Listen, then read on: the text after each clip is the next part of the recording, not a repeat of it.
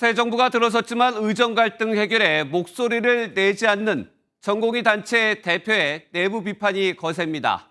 신임 여부 투표에서도 과반이 불신임 의사를 표명했고 공개 비판 성명까지 나오며 단일 대우가 무너지고 있습니다.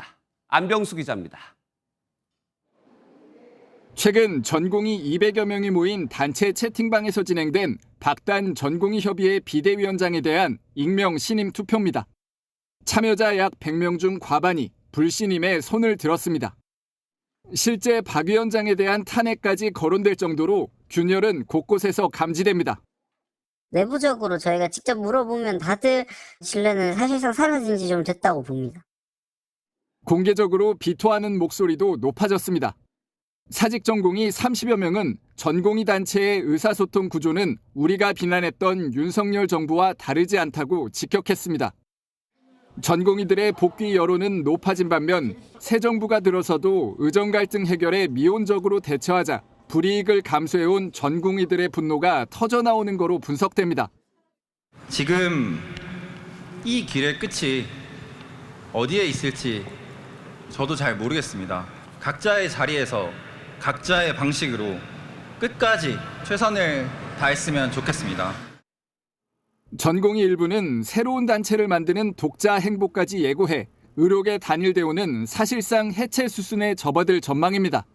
MBN 뉴스 안병수입니다. 네, 보신 것처럼 공고했던 의료계 단일 대우가 흔들리는 모습입니다. 정부가 바뀌어도 해결되지 않는 전공의 문제, 사회정책부 최은미 기자와 자세한 이야기 나눠보겠습니다. 최 기자, 5월에만 해도 좀 약간 공고해 보였는데 한 달 만에 균열이 생겼다, 이렇게 봐야 될까요? 네, 맞습니다. 그 한 달 동안에 아주 중요한 일이 있었죠. 바로 네. 대선입니다. 사실 그간 의료계 내부에서는 정권 교체에 대한 기대감이 상당했습니다. 그렇게 선거가 지금은 끝났고 정권이 교체됐잖아요. 네. 그러면 협회 집행부가 기다렸다는 듯이 이제 새 정부랑 협상에 나서고 꼬인 실타래를 좀 풀어줄 거라고 기대를 했는데 이건 보름이 다 되도록 아무 소식이 없는 겁니다. 새 정부와 교감이 있는 것 같지도 않고요. 네. 그러니 더는 내 시간을 허비할 수 없다. 낭비하지 않겠다는 요구가 터져나온 걸로 보입니다. 직접 한번 들어보시죠. 20, 30대 인생에서 2년이라 하면 정말 굳이 그 가치를 설명드릴 필요가 없을 정도인데 구성원들은 그 정도 희생을 하고 있는데 단 한 번의 총회도 없었고 공식적인 의견소통도 없었고 의사소통 창구도 없는 상태거든요. 그러니까 이제는 더 이상 참지 못하겠다는 분위기가 주된 분위기입니다.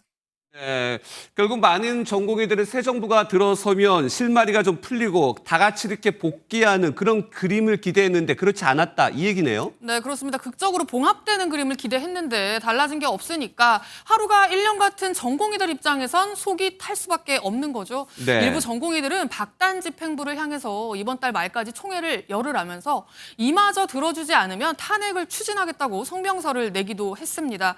의대생들 역시 비슷한 불만이 큰 상황이라서요. 대학으로 돌아가겠다는 목소리가 커지고 있는데요. 들어보시죠.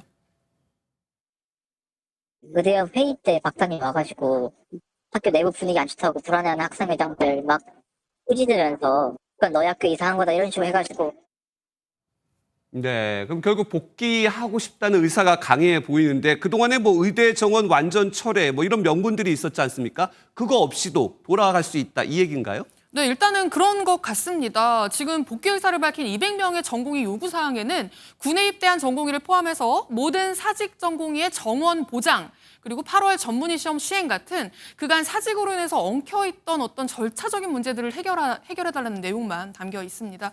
지금까지 강경했던 태도하고 비교하면 사실상 백기투항으로 볼 수도 있는 수준인데요. 어허, 예. 다음 주 박주민 국회 보건복지위원장을 찾아가서 앞서 언급한 요구 조건만 보장이 된다면 9월에 복귀하겠다는 의사를 전달하겠다고 밝혔습니다.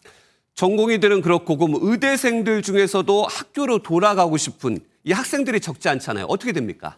네, 근데 이게 다 가능한 건 아닌 것 같습니다. 어허. 마음만 먹는다고 가능한 건 아니라는 얘기인데요. 1, 예. 2학년 예과생들과 3학년 이상 복과생들 사정이 조금 다릅니다. 일단 예과생들은 지금 교양 수업 위주로 진행이 되고 있고 또 온라인으로 진행되는 곳이 많아서 방학 계절 학기를 이용하면 수업 일수를 맞출 수가 있어서 유급을 피할 수 있다고 해요.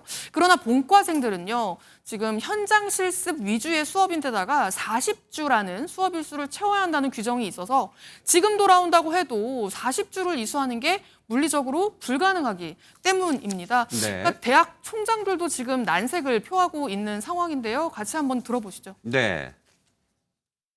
대학에는 의과대학만 있는 게 아니고 다른 공대나 다른 단과대학이 있는데 형평성 문제에서 지금은 그렇지 않아도 공대 학생들 같은 경우에는 우리가 만약 이래서 몇 번 제적당했을 건데 너무 특혜가 아니냐 이런 얘기가 사실 나오거든요.